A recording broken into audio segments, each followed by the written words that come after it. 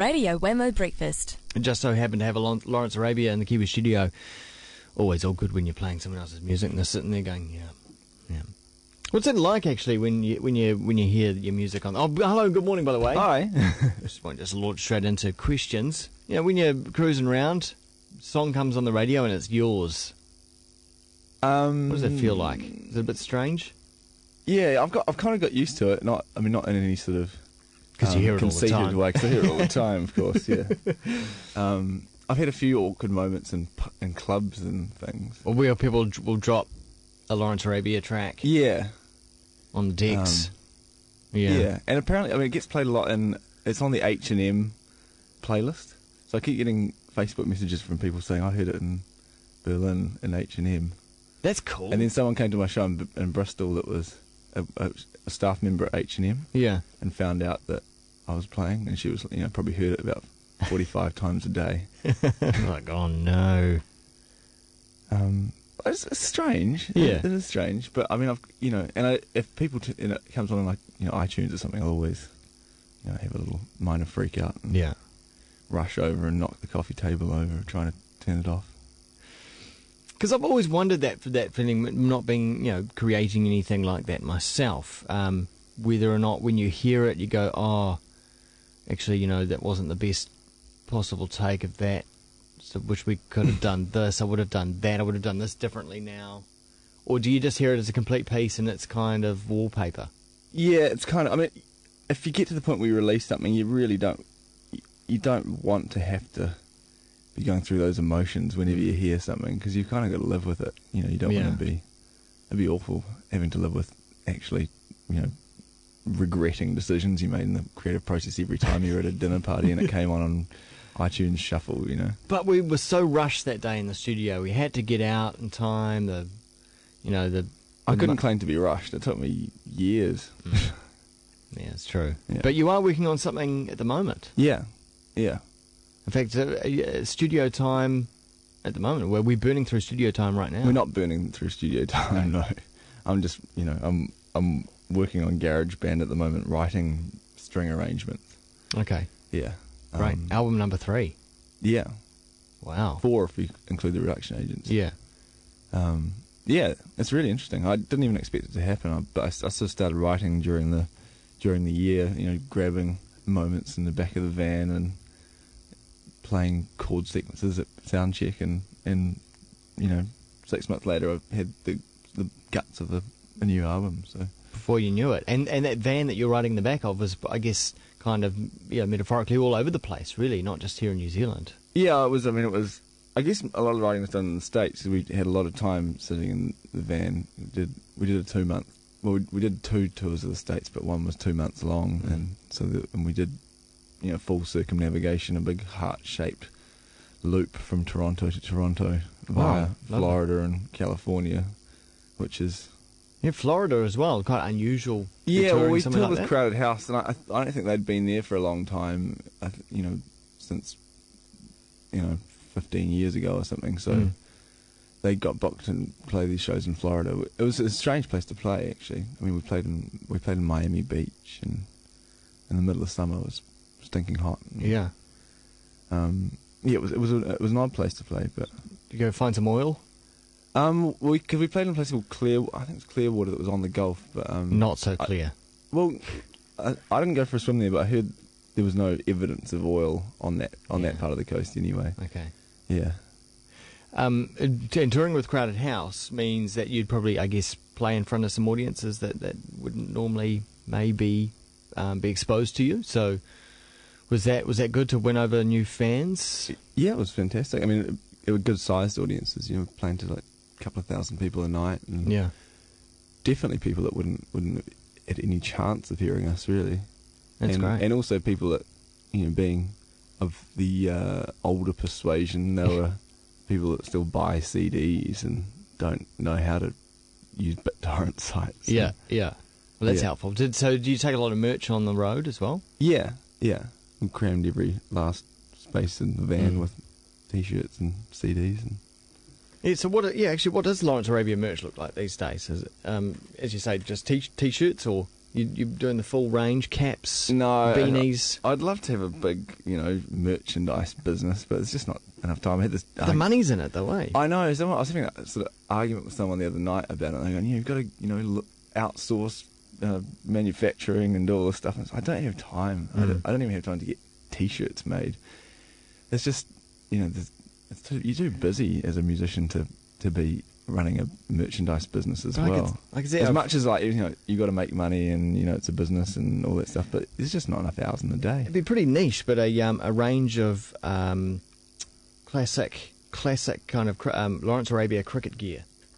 Yeah, the full kit, the pads, the wicket keeping gloves. Yeah, in association with Grey Nichols. Yeah, the box, of course. Yeah. You'd have your face on the box. Perhaps. Yeah, I could. I mean, if I had time, I'd do it. Okay. Well, but that's one thing that you couldn't do in the States, I suppose, is the tour that you're doing here, and you couldn't be calling it the greatest or the greats of New Zealand cricket tour, which is what you're calling the tour here, because they would just wouldn't get it in the States. It'd be what? It would be a little obtuse. They like direct communication over there. I don't think the greats of New Zealand cricket would have gone that well. No.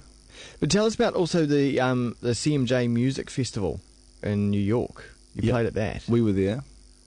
We saw it happen. Yeah. Yeah. It was good. It was almost just like we played a couple of shows. We played the New Zealand showcase, and we played another one. I don't know. It was quite surreal for us because we didn't play for ages, and it seemed like maybe for some of the other people that were playing, it was close to a novelty. It definitely was a novelty, like first time overseas kind of thing. Old hat to you guys. Totally old hat. But I mean, it was like we just got back together after having played 100 shows or whatever, and we hadn't played for a couple of months. So we could play this sort of shaky, weird show, and we're on holiday in New York basically, and played a couple of shows. And it's funny from afar, from a distance, it almost seems like I hear more about the acts that played at CMJ than I do at, say, South by Southwest. There seems to be more news filtering out about it. Yeah, I think it was maybe because it was just a really big New Zealand contingent that created this sort of critical mass of media reflection that wouldn't otherwise happen. And it's also, I don't think, CMJ's not as big as South by Southwest. I think probably band-wise it's like a third of the size or something. So given that we had about, 400 bands there, it was, we pretty much... I don't know. and I suppose in being in New York City, the important media, I guess, that might want to comment on this sort of stuff, don't have to travel to it. It's right there in their backyard. Yeah, it's a lot easier to cover. I don't know. I mean, I haven't actually been to South by Southwest because our visas got withheld for 2 weeks while we checked on the no-fly list with the FBI. So really? So I haven't got anything to compare. What was behind that? Why were you? I don't know. Flagged? We just turned up to the embassy and they said you can't have your visas now. You didn't tweet anything about WikiLeaks or something? No, I don't know. It was just this mysterious, difficult, sort of quite heartbreaking sort of period of time, not being stuck in London, waiting to go, not knowing when we're going to get the call up. That sucks. And we only just made our tour, but yeah. Anyway, I mean, I don't know. It just doesn't give me as much context as far as CMJ goes. It's like I don't know what the difference is. Okay. Well, actually, that's interesting. So talking about the travelling around, they're tough. They're making it a little bit more stringent, but tougher to go through. There's crazier searches going on. I mean, as a musician, did they ever put you through the ringer? No, not me personally. I think I got a text from Tom saying got heavily customs on the way back, and this time actually. But personally, I haven't had too much of a problem with it. Yeah, this gives you a bad taste in your mouth, eh? It does, and especially like all of the flights in the US.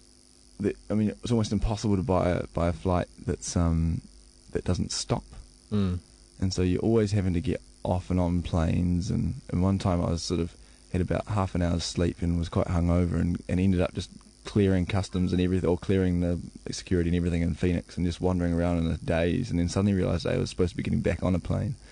So I'd actually voluntarily made myself have to go back through the security check again.